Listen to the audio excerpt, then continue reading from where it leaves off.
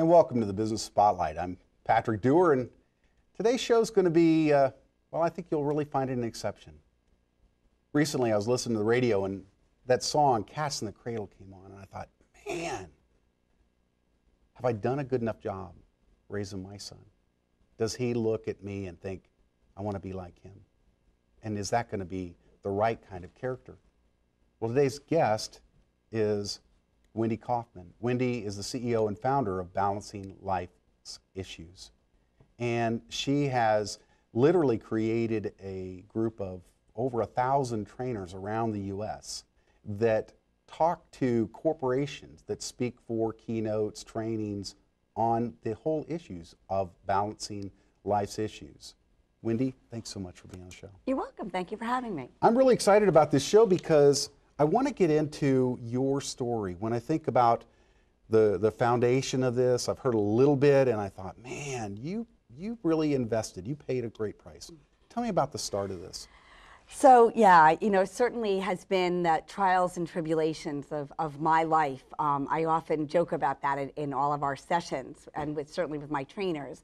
I do have a degree in industrial psychology from the University of Pennsylvania.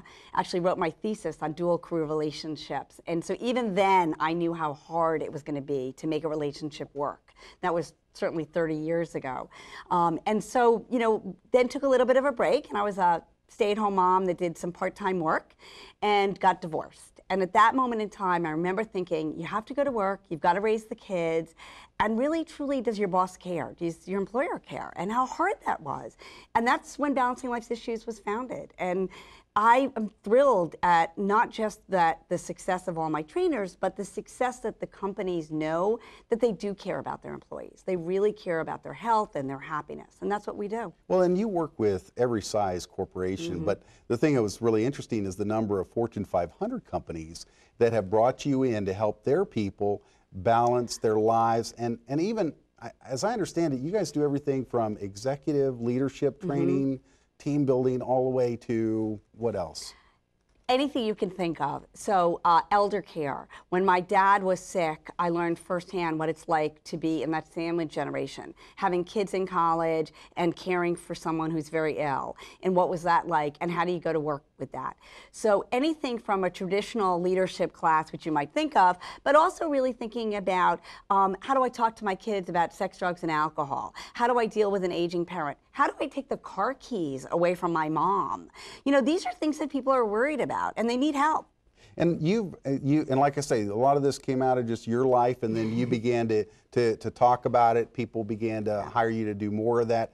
But how did it spread beyond, in a sense, most corporations, companies that are, CEO and founder, now to have over 1,000 people that work with you? How did that happen? I really have to say organically. I think that there were many things that were right, and there were many things that were in place. And certainly we are a country, we care. We have a lot of compassion, and we have a lot of good feelings. And so people will say to me, I'm worried about this. This is my passion. This is what I'm thinking. And so we'll create a seminar on it. And inevitably it sells. And employers will say, tell me what's going to make my employee more productive. Everything comes under the umbrella of engaging, educational, meaningful seminars. That's it. But when you even select somebody, I know that you have a selection process that's unique. Yeah. Tell me about that. It's interesting because it's always important to know your knowledge base, and I certainly look at credentials and schooling and education, and I value that. I certainly know how much I learned from my master's degree. But quite frankly, I'm a mom to 3 and a stepmom to 2 more. That's what taught me my parenting skills. I have a lot of certifications, but being a mom to 5, that's where I got it. So we're looking for people to tell me what is their experience with the topic. Quit smoking seminars, tell me when you stopped smoking. How much did you smoke? What was the story like? So I want to be able to relate to the person in front of the room. Tell me that you understand the world that I was in, and then I can, make some changes. So what I'm hearing though is that you're not letting anybody just get up and say something. They actually have to have what I call is the mantle of authority. That they purchased the wisdom firsthand, paid the full tilt, that kind of thing. So now, Patrick, you have a totally different thing, because now you're talking about, okay, I need the educational background, then I need the story, and here's the thing, now I have to be able to deliver it. And so when we find trainers, they've got to engage me, and they've got to engage me in 30 seconds or less. I can listen to their phone message and know whether they're going to connect with an audience or not. That's really great. But the thing that I'm curious about is the things that you're doing. Now, I know that you've done radio with other places. Let's put it that way. I guess I can't use any of those things. But you've done radio. You've done you're an article writer for a number of very top-notch and big-name news organizations. So, what else are you doing? So, you know, when I blog or when I write, it's always my story or my soapbox. And it's really this idea of what is the message I want to give out. So, you know, what's going on right now? And, you know, my big soapbox or my soapbox right now is, you know, if you're going to talk about work-life balance, I want to know what your work-life balance is. I want to know what your family consists of. I want to know what your work consists of. So, unfortunately, like every career, we have a lot of people on a soapbox that have work-life balance with no families and maybe no career. So why am I going to listen to them? Because you can only you can only reproduce what you've produced. Yeah. I've known leaders that I literally had to say, I can't use you in this position because if what you're experiencing, what you're walking in is chaos. Yep. So what are you going to produce in this body? That's exactly right. Well, we got to go to a break. This is the Business Spotlight. I'm Pat Dewar. We'll be right back.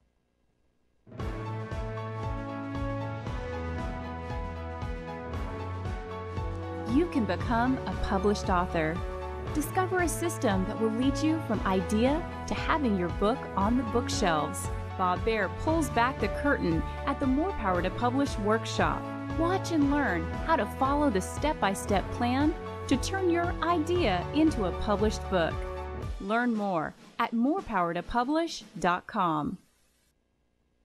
And welcome to the Business Spotlight. This is the second segment, and we're talking about balancing life's issues. So often, well, if you're a solopreneur, an entrepreneur, a CEO, or just somebody that works as an employee and you are spending way too much of your life's energy on your business and your family is getting stepped on, then you need to listen in. Wendy Kaufman, CEO, founder of Balancing Life's Issues. Tell me a little bit more about what you guys are doing to create the massive success you're literally delivering to the companies around the country. So I've trademarked my 5 buckets system, which is this idea that we now know what a balanced person looks like. We have done massive amount of research over 3 decades. And so we know there are these 5 buckets. Everyone needs to have some kind of family and friends. They've got to have a bucket of other people. We're humans. We need to have socialization. We have to have some sort of work, paid or not, doesn't matter, but intellectual stimulation. We've got to take care of our bodies, our health. We have to take care of our money, because at the end of the day, we worry a lot about finances. That's really important. And the last bucket you can call community or spirituality, but it means we're good people, that we care about people around us. And so everything we do is under those 5 buckets. And so all of our seminars, which are probably 400 plus, come under those buckets. So when you talk about the different seminars, what kind of delivery mechanisms do you use? Yeah. How lucky are we today? So we can do them on site, we can do them on the phone, we can do them on the web, we can do them via podcasts, we can do them over the internet, we can do them through the internet. So really whatever kind we want. I was at a client this morning and we recorded it. I was at another client yesterday and we did like a radio show, so everyone got to call in their questions. If it's an immediate response to something like the bombing in Boston or September 11th, which we're very active in, we need to have a platform where people can say, you know, I'm worried. I'm worried about my kid. I'm worried about my spouse. And we provide that platform. So the imagination sets no limits. I've done them in parks, on picnic tables. I've done them all over the place. And your trainers all do the same sort of thing, hyper engaged, very entertaining, or edutaining is the way that I like to say it. I love that. So when you literally put on these things, what's the net effect? What do the people really get out of that experience? So that's my, my real point of contention is there's something that you're going to walk away doing differently. So if it's a nutrition class, it may be something as simple as switching from whole milk to almond milk that can make a world of difference. It can be one simple, small takeaway that can truly change your life. Or maybe it's our relationship one, which has been popular now, about just being a nice person. it sounds so easy to be a nice person, but all of us have complicated mornings. You know, I have a sick dog. My oldest son is very worried about that. My younger son couldn't find a job. And then my husband will come home and say something that may tweak me. And how am I going to be nice when all this is going on and my boss wants 10 new proposals? So we really teach people how to handle that with the real life that's happening at the same time. So when I'm sitting there trying to think of all the things that you guys are delivering. It sounds like when you get into a company, they have the ability to bring you back over and over and over again, don't they? Yeah, and that's what we're looking for. We're looking for relationships like we have with our clients where we've been there for 25 years. I've watched their families. I've watched their children go up. I've watched them get married, go off. All the processes that's happened in their life transitions, we've been there. It's a relationship. It's a place for employees to say, I'm worried about this. Can you help me? We can work through their employee assistance program. We can work through their work-life provider, or we can work directly with the client, whatever the client wants. That's excellent. I know one of the things that when I think about what you guys are creating, it's funny, but you don't have to touch everybody, or you don't have to change the whole culture. In my past, I watched a company change its whole dynamics and its whole culture with just 10%. Mm-hmm.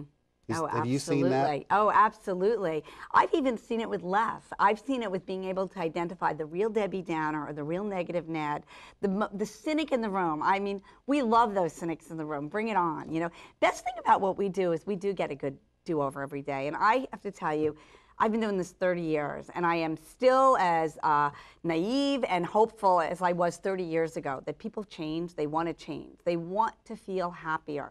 I mean, isn't it amazing that one of the most popular courses at Harvard is about unhappiness?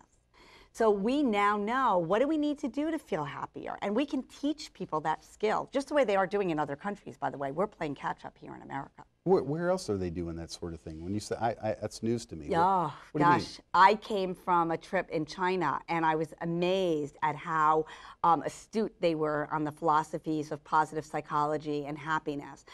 They've studied it in England. There's a country in the faraway Himalayas called Bhutan, which is governed on happiness. We are really playing catch up in this country, and there's organizations that we partner with to make sure that we're teaching our kids to be happy. What's more important than that? How would you partnership with other organizations? How does that come about? So it'll be something, maybe it's a book series or a tape series or a guest speaker for a company. It's really about what's going to make the employees the most engaged when they're at work. And whoever we need to partner with to get them there is what we do. Awesome. I know that, you know, as we go into these next few segments, one of the things that you're going to enjoy is we'll talk more about the real, I'll say, ideal client for Wendy Kaufman, and really you should be listening for, do I fit in that box, or can I get one of Wendy's trainers in our company? Because balancing life's issues, well, quite honestly, I think our culture has been warped as we look at where things are right now. This is Pat Dewar, the Business Spotlight. It's all about you telling your story in the marketplace. We'll be right back.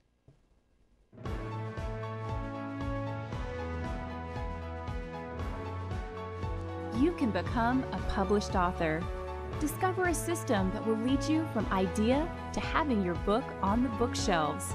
Bob Baer pulls back the curtain at the More Power to Publish workshop.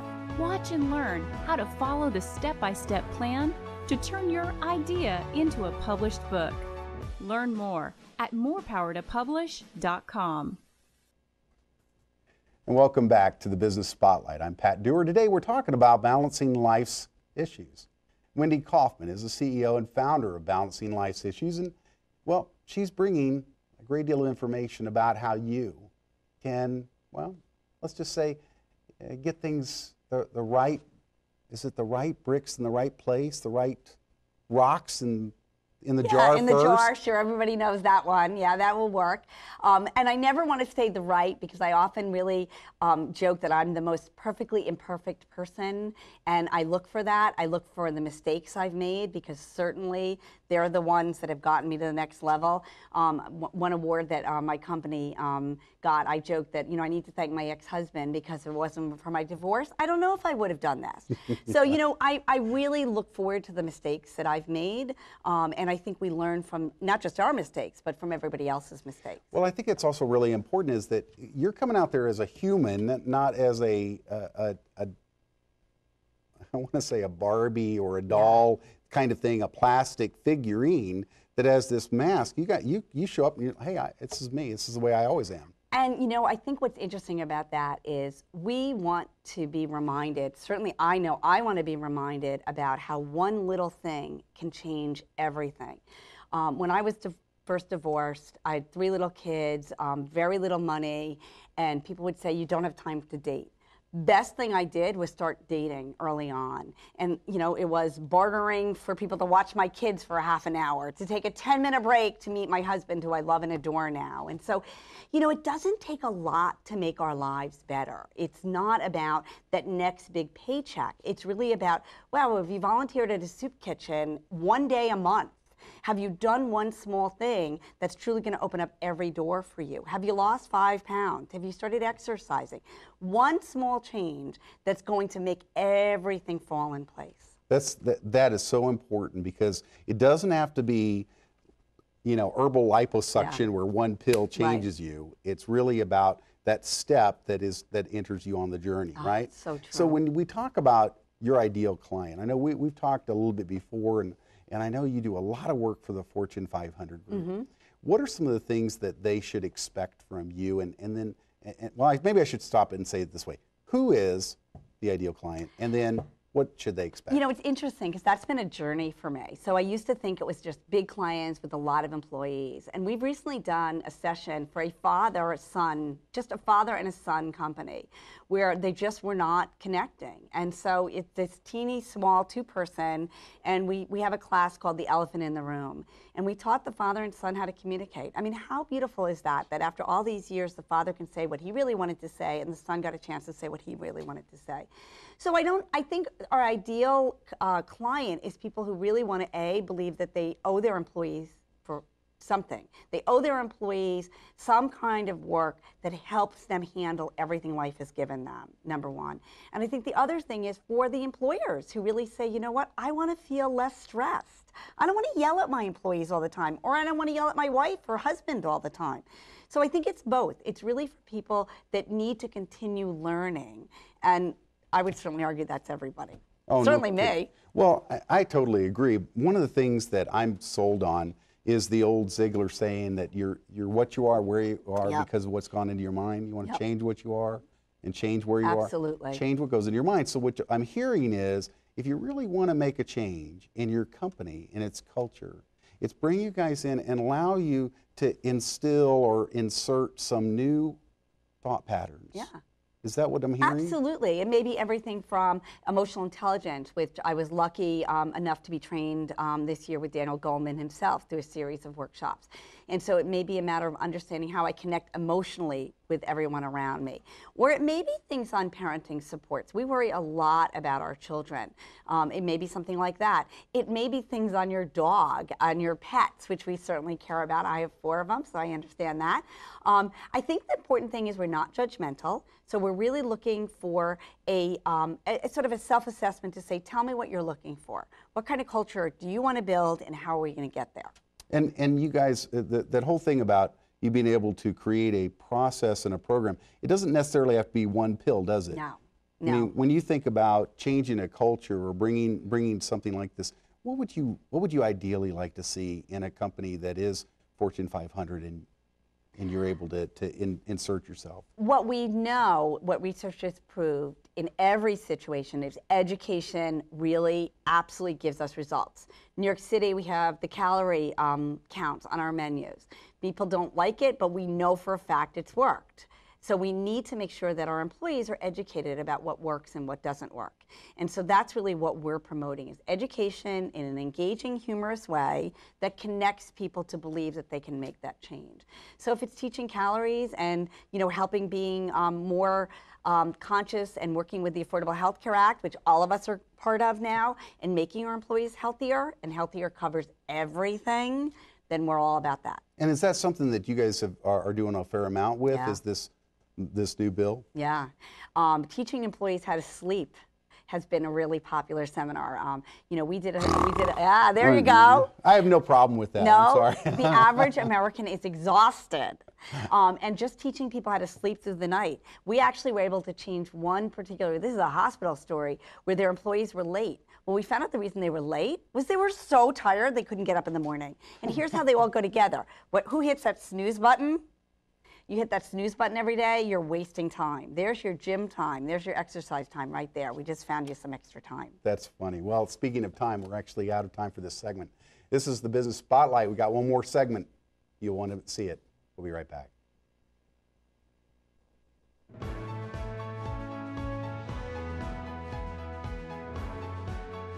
You can become a published author. Discover a system that will lead you from idea to having your book on the bookshelves. Bob Baer pulls back the curtain at the More Power to Publish workshop. Watch and learn how to follow the step-by-step plan to turn your idea into a published book. Learn more at morepowertopublish.com.